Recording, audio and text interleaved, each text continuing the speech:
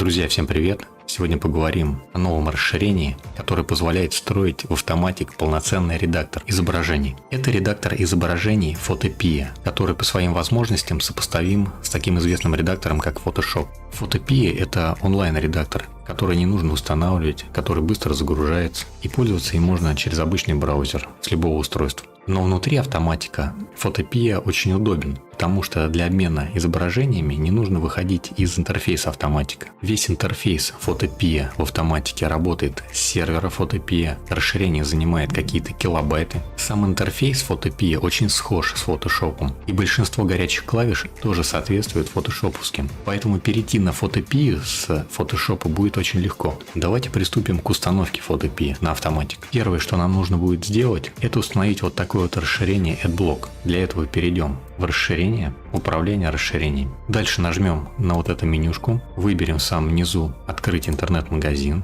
И вот сюда в поиск введем AdBlock, нажмем Enter.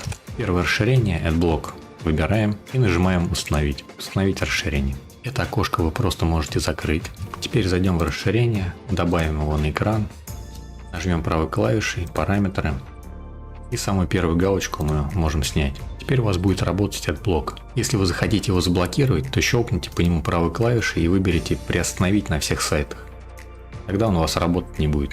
Если опять щелкните по нему правой клавишей и нажмете «Снова скрывать рекламу», то он опять будет работать. Нам это нужно для того, чтобы в правой части вот здесь не показывалась реклама, иначе весь этот правый блок займет рекламу. Теперь нам нужно скопировать вот такую вот ссылку. Для вас я ее оставлю в телеграм-канале и в ВК. Переходим в Stable Diffusion, выбираем Extension, Install from URL.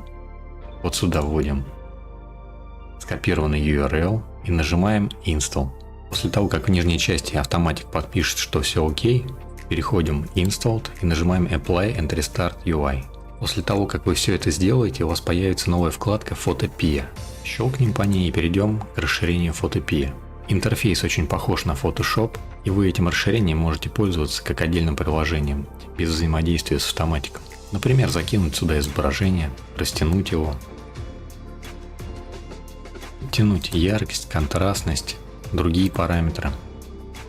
Можете воспользоваться точечной восстанавливающей кистью, зажав, как в Photoshop, Alt, правую клавишу, правая мышка увеличивает размер, вверх уменьшает, увеличивает жесткость. Растрируете объект и можете скрыть ненужный вам элемент.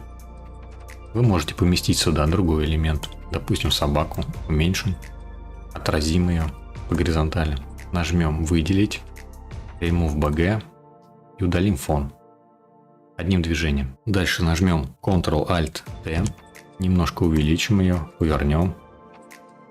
И в отличие от обычного Photopea, у нас здесь есть такие кнопочки, как «Отправить в Image to Image», «Отправить текст to Image Ctrl-Net» или в Ctrl-Net Image to Image, или на увеличение в Extras. И Frame – это ползунок для уменьшения или увеличения встраивания расширения. То есть вы можете его сделать поуже, а можете сделать побольше. Если у вас одновременно подключено несколько модулей Ctrl-Net, вы можете выбрать любой из модулей, в который вы хотите отправить картинку. Также, если поставите галочку Active Layer Only, то отправите только активный слой. Сейчас мы отправим все изображение Ctrl-Net вкладки Text to Image.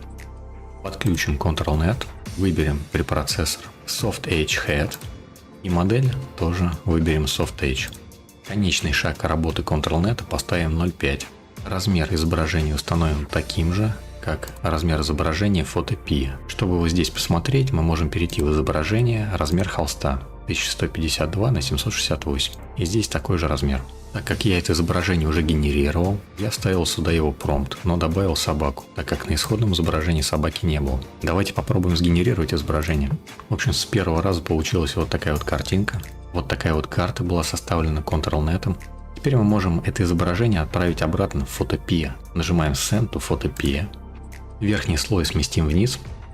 И вот наше изображение. Мы можем здесь что-то доделать и обратно изображение отправить в Image to Image. Нажать, допустим, InPaint. И в InPaint, допустим, можем детализировать собаку. Нажмем S, чтобы увеличить.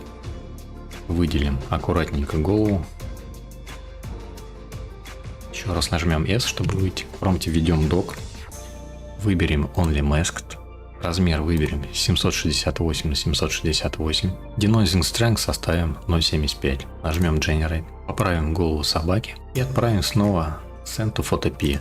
Здесь мы можем снова что-нибудь добавить или откорректировать яркость, контрастность, еще какие-то параметры. Можем выделять элементы, накладывать маски, выделить отдельные элементы на отдельные слои и на редактирование отправлять только отдельные слои с помощью галочки Active Layer Only. Можем добавить текст, так же как в Photoshop. Выбираем текст, пишем наш текст, справа выбираем редактирование текста, выбираем здесь ползунок размер, увеличиваем размер, перетаскиваем куда нам нужно. Вы можете выбрать разные шрифты. Кириллических шрифтов здесь немного. Можем нажать в поиске Rus. Здесь есть неплохой шрифт Russo One. Но вы можете также загрузить и свои шрифты. Загрузить шрифт и выбрать его.